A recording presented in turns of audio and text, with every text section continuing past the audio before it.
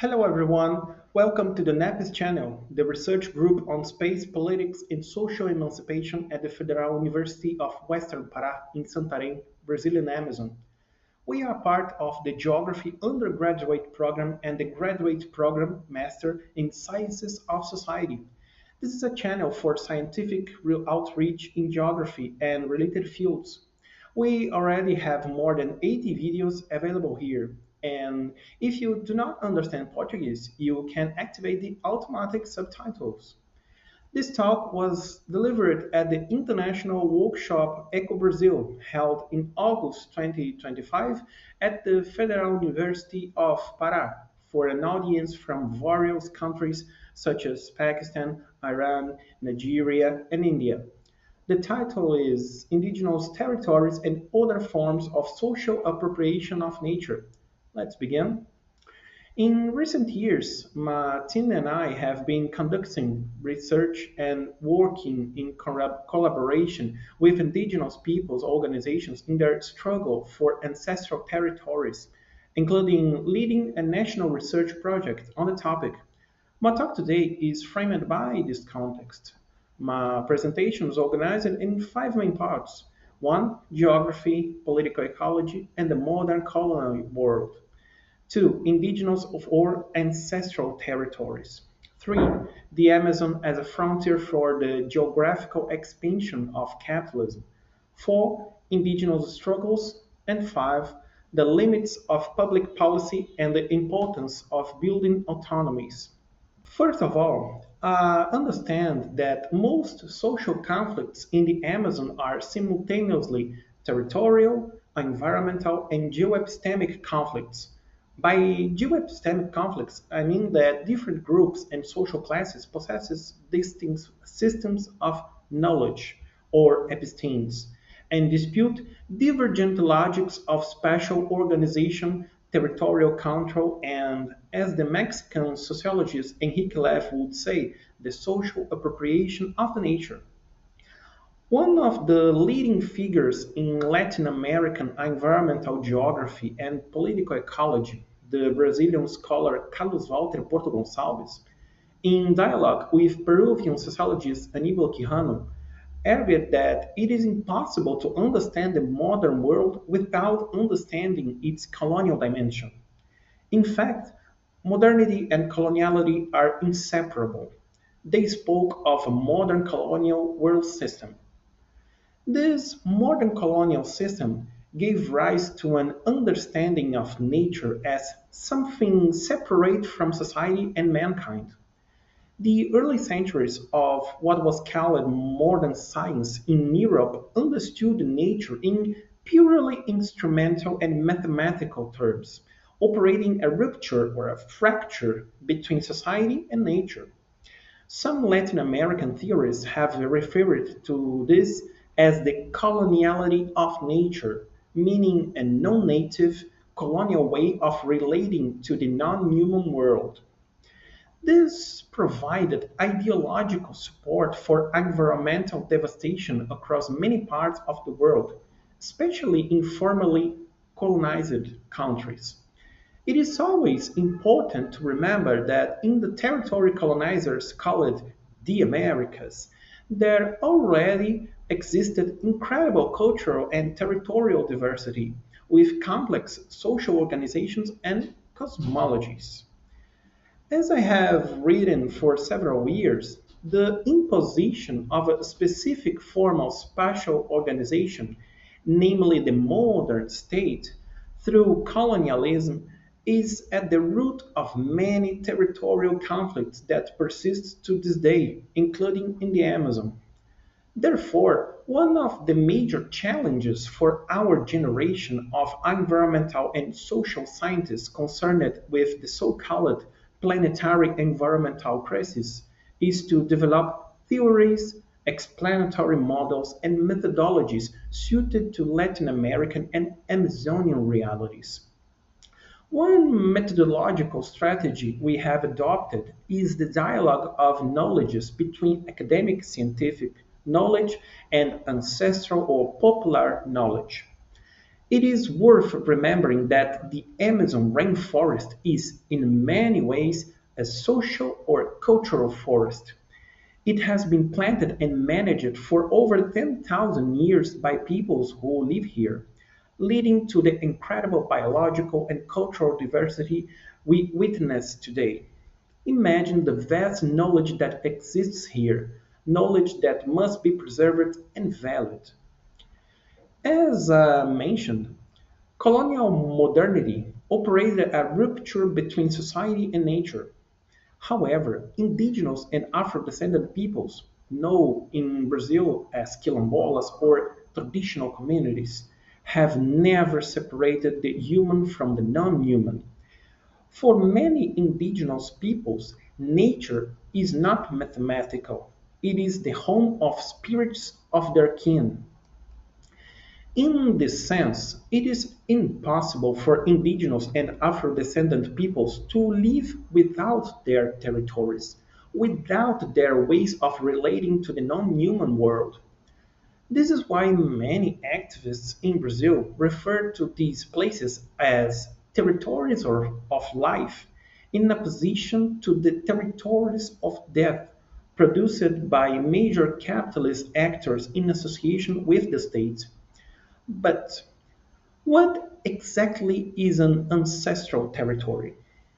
In geography, for a long time, we defined territory as a space delimited by power relations, a spatial projection of power. For a long time, we also assumed that only the state had territory.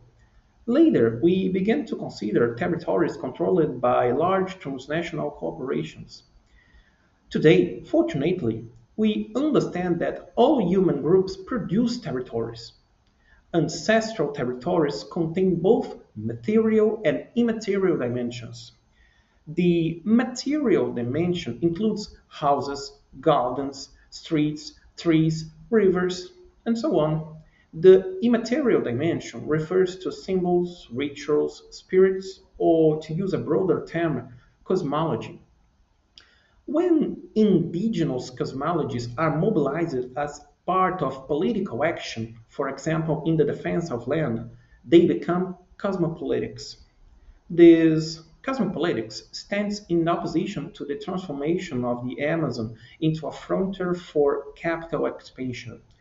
Through their cosmopolitics, indigenous peoples not only resist but also offer pathways to other ways of being, pathways that can help us to overcome the environmental and civilizational crises of our time. For this reason, I do not use terms such as resilience or adaptation. I prefer categories such as struggle, resistance, and propositions of existence in order to make visible the class struggle permeated by racism and patriarchy that still dominate our society. A phrase often attributed to one of our greatest environmentalists, Chico Mendes, says, ecology without class struggle is gardening. In this context, the Amazon stands as one of the last frontiers for the geographical expansion of capital. What predominates here is accumulation by dispossession, displacement, expropriation, and deterritorialization. This type of capitalist accumulation requires land. It requires turning common goods into tradable assets in the global commodities market. And this imperative inevitably leads to the expulsion and death of many people. It is not just people who are eliminated. Entire territories and knowledge systems are destroyed. Ancestral knowledge about how to relate to nature, built up over centuries or even millennia. On the other hand, we have the so-called large development projects, hydroelectric dams, megamines, small-scale gold mining, logging, and transport infrastructure such as ports and highways for exporting commodities, especially beef, soy, corn, and minerals. This is the most explicitly destructive phase of Amazonian development. However, there is also a conservationist phase, a facade of environmental preservation, what many now call the financialization of nature.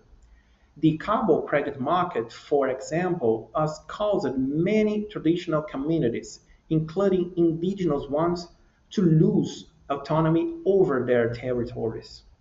This process is leading to the increasing commodification of Amazonian products. Uh, Take açaí, for example, a staple food in Pará, usually eaten savory with fish or shrimp. Increasingly, lands in Pará are being converted to monocultures of açaí for export, turning açaí into a commodity. Today, one can find açaí in Europe or in the United States, but many people in Pará can no longer afford it due to rising prices. We are approaching the UN climate conference, the COP30, which will be held in Belém in November.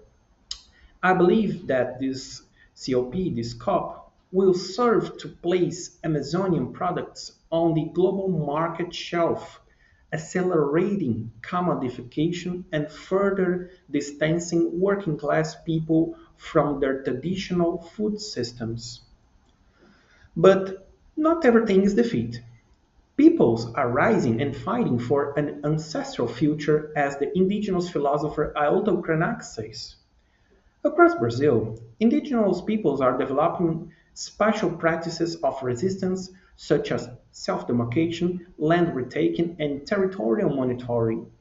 Self-demarcation means that indigenous communities themselves demarcate their territories, considering that the Brazilian state does not do so with the urgency required, especially in the face of numerous threats. Land retaking refers to cases in which indigenous peoples were expelled from their territories and have recently begun to recover them. Territorial monitoring involves communities taking responsibility for their own security through audiovisual documentation or, in some cases, armed protection, given that those who threaten their territories are often heavily armed. I will now briefly present a case with which we are engaged in Santarém. Santarém is located in the western part of the state of Pará and has a population of approximately 330,000 people. The map showing the municipalities surrounding Santarém highlights the size of the indigenous population in the region. According to the last Brazilian census conducted in 2022, 0.8% of the national population self-identified as indigenous. In contrast, 5.11% of Santarén's population identified as indigenous, that is, more than 5 times the national average. The Borari people have inhabited the lower Tapajós River basin, one of the main tributaries of the Amazon River, since time immemorial. In Alter do Chão, a district of Santarém where the Borari live, access was limited until the 70s, when a dirty road was built. In the 90s, this road was paved, and around the same time, roughly 70% of the land was illegally appropriated by powerful individuals connected to the municipal administration, the judiciary, and some wealthy professionals, threatening the integrity of the Borari territory.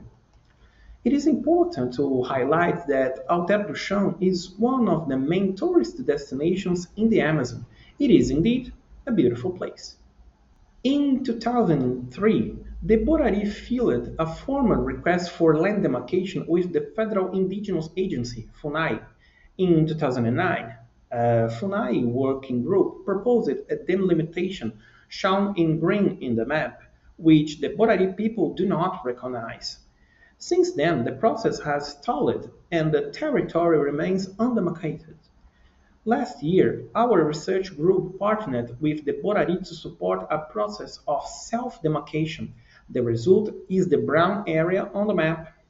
For the Borari, it is necessary to demarcate water, part of the Tapajós River, because of their fishing practices. Moreover, Lago Verde, shown in the center of the map, is the spiritual heart of Borari cosmology. The Borari taught us that indigenous land is not just land, it is also water. They showed us that water is territory. As I move toward the conclusion of this talk, I leave a reflection on the limits of public policy, both those directed at indigenous peoples and broader environmental policies. We have seen that the state apparatus is closely aligned with capitalist interests and that capitalism, by its very nature, must dominate nature, viewing it as an inexhaustible stock of natural resources. At the same time, there are important opportunities within the state to guarantee social and environmental rights in the short and medium term. However, we have witnessed in the Amazon and across Latin America the development of autonomous processes led by various peoples in struggle. Autonomy from what? From the state and from capital. Autonomy to plan and manage their own territories. Autonomy to carry out environmental planning and management according to their ancestral knowledge systems and cosmologies. Carlos Walter Porto Gonçalves, who I mentioned earlier, said that the environmental crisis has no technical solution. Technology can only be palliative. The environmental crisis is, above all, an ethical, philosophical, and political crisis. Therefore, we need to build other forms of social reappropriation of nature, forms that involve a radically democratic and horizontal politics. At the global scale, this means ending the economic dependence of the global south and dismantling imperialism. It is important to remember that we live in a dependent and peripheral country within global capitalism. Historically, Brazil and Latin America have been assigned the role of exporters of raw materials, from Brazil wood, sugarcane, gold, coffee, and rubber in the past, to soy, beef, and minerals today. Even after formal independence from Portugal, our place in the world economy has hardly changed. This is a manifestation of the coloniality of power and of the ongoing modern colonial logic behind much of today's environmental devastation. At the Amazon scale, social reappropriation of nature means politics based on the commons, rooted in the territorial communality of peoples who have developed millenary relationships between human society and the non-human world. Thank you for watching. Subscribe on the NEPES channel, visit our website, and follow us on Instagram. All links are available in the video description. Bye bye.